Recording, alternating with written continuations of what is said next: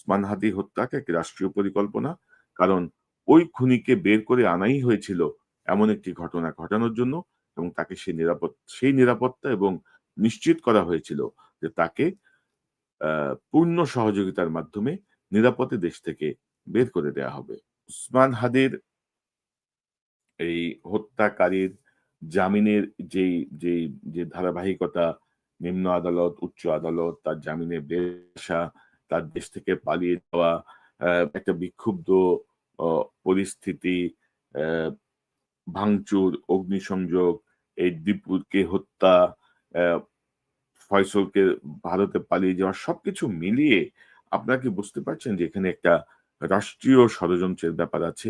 এই রাষ্ট্রীয় ষড়যন্ত্রের সাথে আমাদের স্বরাষ্ট্র মন্ত্রণালয় যুক্ত, আমাদের আইন মন্ত্রণালয় যুক্ত, আমাদের গোয়েন্দা সংস্থা যুক্ত, আমাদের পুলিশের একটা অর্থাৎ স্বরাষ্ট্র মন্ত্রণালয়ের মধ্যে এগুলো সব চলে আসে। বিজিবি যুক্ত এবং সেনাবাহিনীও যুক্ত।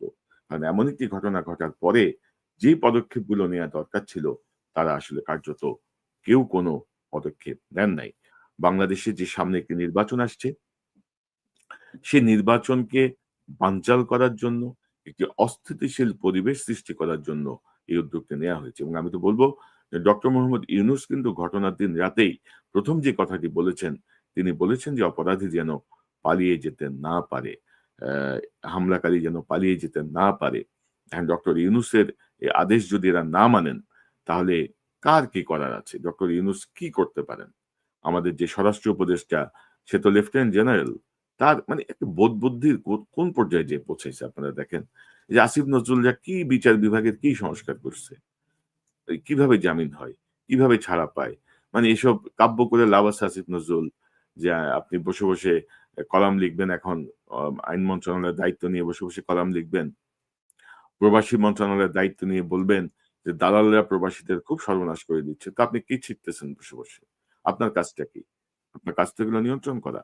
আপনি না পারলে ভাই বিদায় হন। না পারলে কারো জন্যই কোনো কিছু থেমে থাকে না। কারো জন্যই কোনো কিছুই অর্থাৎ অ্যাবসোলিউট না এই পৃথিবীতে। আমি আজকে আছি কালকে থাকব না। আপনি আজকে আছেন কালকে থাকবেন না। পৃথিবী থেমে থাকবে না। পৃথিবী পৃথিবীর মতো চলবে। হাসিনার এত দুর্দান্ত প্রতাপে শাসন করছে, পালিয়ে গেছে না? টিকে থাকতে পারছে। সে আর ফিরে আসতে পারবে? মনে তো হয় না। তো সবকিছু মিলিয়ে এই যে একটি রাষ্ট্রীয় পরিকল্পনা, এই পরিকল্পনার মুখোশ উন্মোচন করবে কে? কারণ উপদেষ্টা পরিষদের একটা অংশ, পুলিশের একটা অংশ, বিজিবির একটা অংশ, গোয়েন্দা সংস্থার একটা অংশ, সবাই এর সঙ্গে যুক্ত। এবং আপনারা জানেন যে হাদির মৃত্যুর সংবাদ আমরা সবাই মানসিকভাবে প্রস্তুত ছিলাম। কিন্তু হাদির মৃত্যু সংবাদ আসার পরবর্তী কি প্রতিক্রিয়া হতে পারে? পুলিশের স্পেশাল ব্রাঞ্চ কিন্তু এমন একটা রিপোর্ট এই ডিক্লারেশনের কমপক্ষে ৩ দিন আগে প্রধান উপদেষ্টা, স্বরাষ্ট্র মন্ত্রণালয়ের সব জায়গায় পৌঁছে দিয়েছে বলে আমি বিশ্বস্ত সূত্রে নিশ্চিত হয়েছি। এবং তারা বলেছে যে এই জায়গাগুলোয় আমাদেরকে স্পেশাল প্রোটেকশন এর ব্যবস্থা করতে হবে। কিন্তু তারপরে কেন করা হয় নাই? সরকারের মধ্যে একটা অংশ চাচ্ছে যে একটা বিশৃঙ্খল পরিবেশ তৈরি হোক, একটা অরাজক পরিস্থিতি তৈরি হোক, যেন নির্বাচন পিছিয়ে যায়, যেন একটা বেহাল অবস্থা লাগে। ভারতের সাথে একটা ভেজাল লাগানো, আম আম এমন একটা টানাপোড়েন সৃষ্টি করা যেন দেশ অন্যদিকে টার্ন করে। এই জাতীয় অর্থাৎ দেখেন দর্শক ১০,০০০ মাইল দূর থেকে অনেক তথ্য আ খুব বেশি গভীরে যাওয়ার সুযোগ আমাদের কম।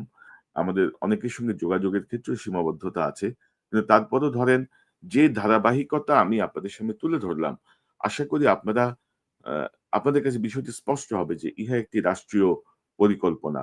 ওসমান হাদি হত্যাকে একটি রাষ্ট্রীয় পরিকল্পনা।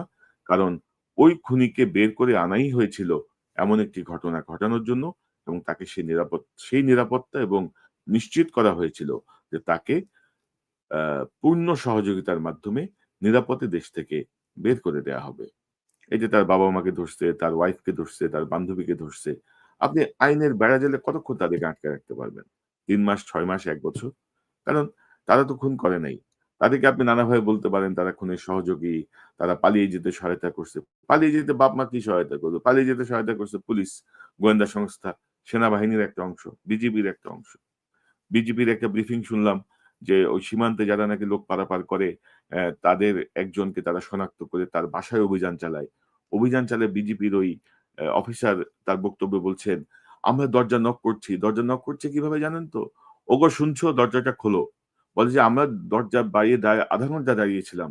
ইতিমধ্যে ওই তার স্ত্রী ওই আসামিকে ফোন করে বলে দিয়েছে, "পুলিশ, বিজিবি কিন্তু বাসায় চলে আসছে।"